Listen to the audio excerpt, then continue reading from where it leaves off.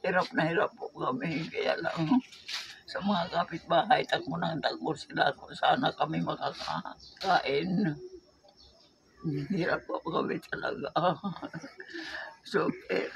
Kailangan ko may makatulong sana. Oldies TV, serbisyo sa mga senior citizen at PWD. Please support. Let me walk upon the waters wherever you would call me. Nung nakaraan ay sinama mo ako doon yung mag-asawa na senior citizen at yung isa si tatay naputulan ng paa dahil sa diabetes. Ngayon si nanay naman di na nga ako nakadaan kanina, dumiretso ako doon at bigla akong nagulat, nalaman ko si tatay pala ay namatay na. At kailan lang po pala nailibing, sabi raw ay linggo. Hindi ko rin po nabalitaan. Pero kaya po ako bumalik dito at nakausap kayo tungkol kay nanay. Si nanay yung ano talagang sitwasyon niya. Bukod dun sa sinabi niya sa akin kanina, may 3 anak naman pala siya sa Davao. Kaso mahirap lang din ang buhay daw, kaya hindi rin makakatulong. Hindi nga nakauwi.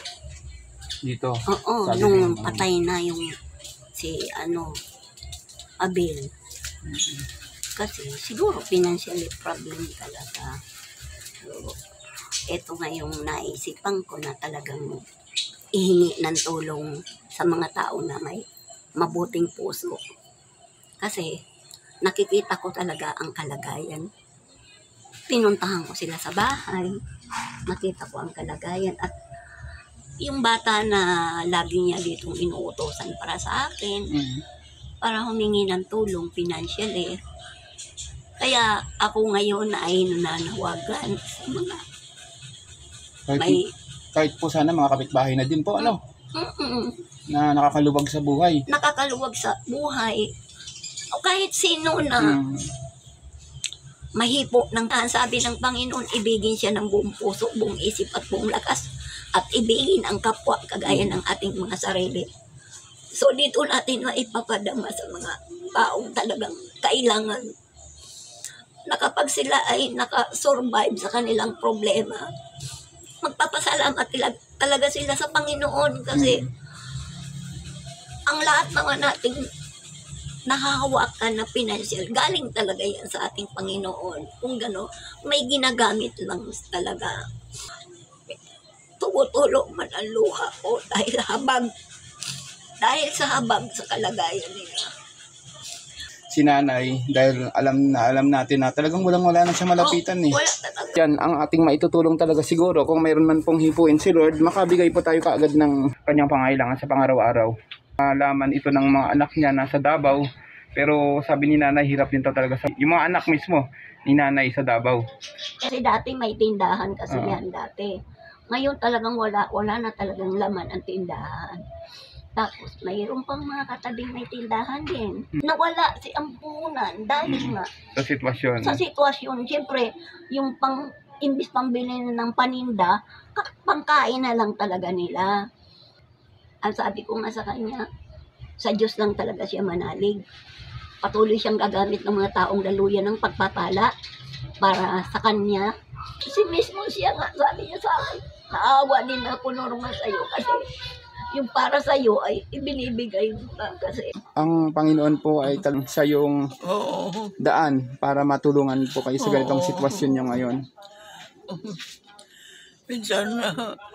Minsan sumusuko ka na nga sa hirap, pero pilit mong binabangon kasi may obligasyon ka pa rin sa ibang tao, ibang kamag-anak. Nagdadasal ako lagi na ibigay sa akin ang pure angel na makatulong.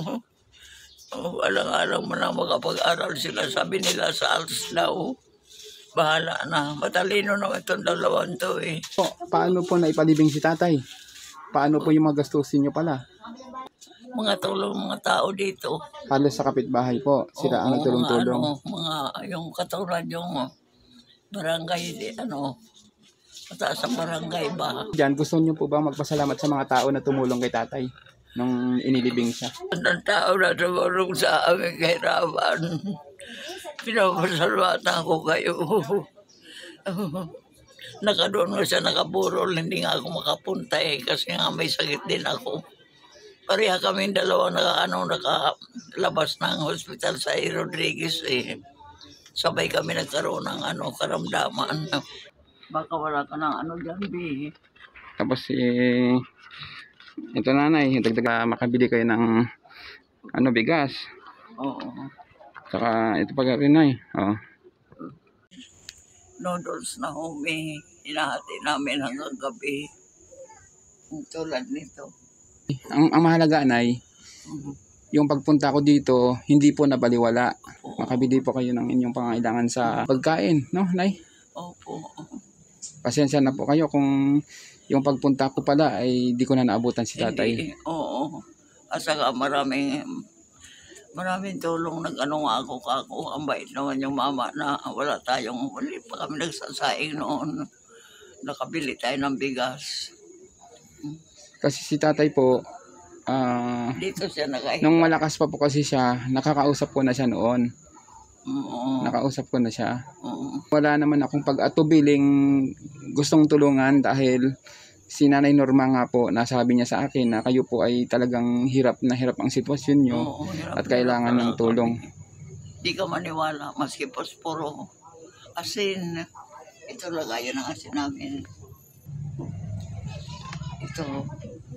Lagayan ng asin namin. Pag wala na ako, yan nakakahingi kami ng tulong sa kanya. Ang hirap talaga. Magdasal po tayo. Nawa may mga hihipuin si Lord makatulong po sa inyo. Lalong-lalo na po, sinabi nyo nga po na kayo po ay gustong magkaroon ng tindahan. Nanay, no? Oo. Para yung dalawang apo mo ay makapaghanap buhay sila. Makipirmi sila sa bahay, hindi Oo. magpapariwara.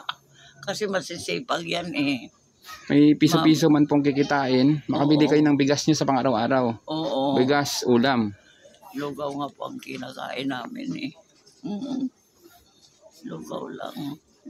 Tinitipid namin. Kahit pa paano po ngayon, makabili na kayo ng bigas. No?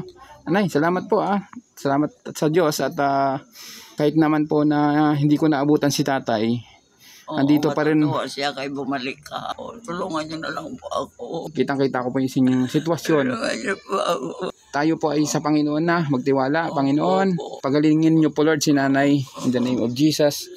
Ano man Panginoon ang kanyang sakit na karamdaman sa oras na ito, itinataboy ko ang mga sakit na ito in Jesus name.